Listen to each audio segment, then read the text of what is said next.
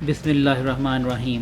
امریکہ کا سیاسی نظام اپنی نوعیت کا منفرد نظام ہے۔ یہ نظام 3 بنیادی اکائیوں پر مشتمل ہے، جن میں صدر، کانگریس اور سپریم کورٹ شامل ہیں۔ اختیارات کے اعتبار سے صدر کا دفتر سب سے مضبوط ہے، کیونکہ وہ ملک اور حکومت دونوں کا سربراہ ہوتا ہے۔ تاہم کانگریس، جو 2 حصوں سینٹ اور ایوان نمائندگان پر مشتمل ہے، اور سپریم کورٹ، جو عدلیہ کا نمائندہ ہے، اپنی اپنی جگہ بھرپور اختیارات کے حامل ہیں۔ امریکہ کے آئین کی 1786 میں تیاری اور 1788 میں منظوری کے بعد مارچ 1799 میں پہلے انتخابات کے نتیجے میں جارج واشنگٹن پہلے صدر منتخب ہوئے اور ساتھ ہی ملک کی پہلی کانگریس وجود میں آئی۔ یوں 235 سال پہلے شروع ہونے والا صدر اور کانگریس کے انتخابات کا سلسلہ تسلسل سے جاری ہے اور امریکی شہری رواں سال 5 نومبر کو اپنا 47واں صدر منتخب کرنے جا رہے ہیں۔ امریکہ میں انتخابات اس بات پر مرکوز ہوتے ہیں کہ کون ملک کا صدر بننے والا ہے۔ امریکہ میں لوگ ذاتی طور پر اس مخصوص امیدوار کو ووٹ دیتے ہیں جسے وہ سمجھتے ہیں کہ صدر ہونا چاہیے۔ تاہم صدارتی انتخابات سے پہلے پارٹیاں پرائمری انتخابات کے طویل عمل سے گزرتی ہیں،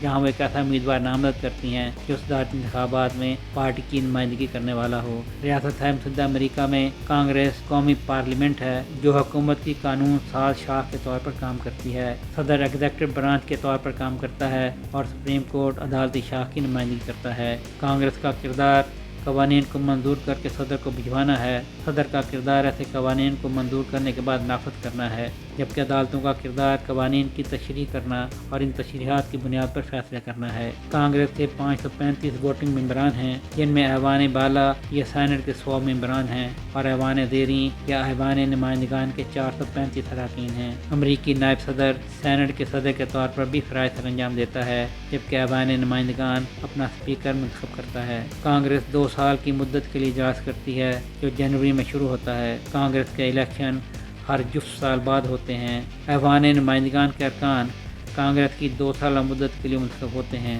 ہر سینیٹر کو ان کی ریاست میں 6 سال کی مدت کے لیے منتخب کیا جاتا ہے اور ہر 2 سال کے بعد سینٹ کا تقریباً 1/3 انتخاب ہوتا ہے۔ آبادی یا سائز سے قطع نظر ہر ریاست کے 2 سینیٹر ہوتے ہیں، اس لیے 50 ریاستوں کے لیے 100 سینیٹرز ہیں۔ اس لیے امریکہ کی 50 ریاستوں کے لیے 100 سینیٹرز ہیں۔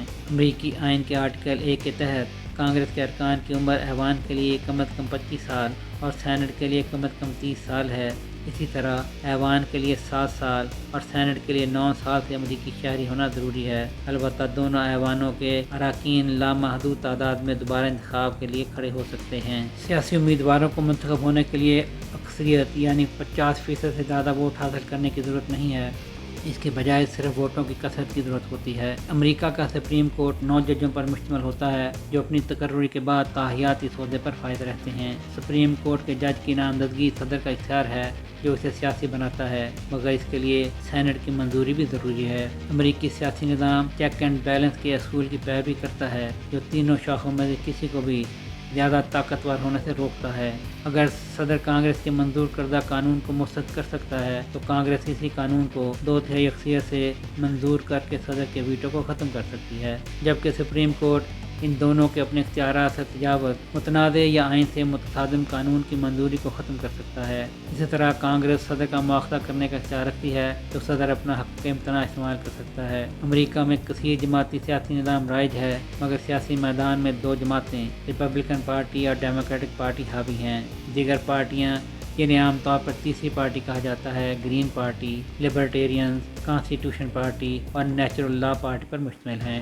امریکہ کی دونوں بڑی سیاسی جماعتوں کا ذکر کیا جائے تو ریپبلکن پارٹی امریکہ کی سب سے پرانی اور ملک کی موجودہ فیڈریشن اور آئین بنانے والی جماعت ہے، اسی لیے اس کو GOP بھی کہا جاتا ہے جو گرینڈ اولڈ پارٹی کا مخفف ہے۔ اس کا نشان ہاتھی ہے۔ ریپبلکن پارٹی قدامت پسندی، سماجی روایات اور اقتصادی آزادی کے دائیں طرف جھکاؤ والے نظریات کی حمایت کرنے کے لیے جانی جاتی ہے۔ اسی طرح ریپبلکن وسیع پیمانے پر روایتی اقدار، حکومت کی کم مداخلت اور نجی شعبے کی بڑی حمایت کی حامی ہے۔ ریپبلکن پارٹی کے پلیٹ فارم کا ایک اہم نقطہ نظر خاندان اور انفرادی آزادی پر مضبوط توجہ ہے۔ ڈیموکریٹک پارٹی، جس کا نشان گدھا ہے، عام طور پر بائیں طرف جھکاؤ، لبرل اور ترقی پسند نظریاتی اقدار کی نمائندگی کرتی ہے۔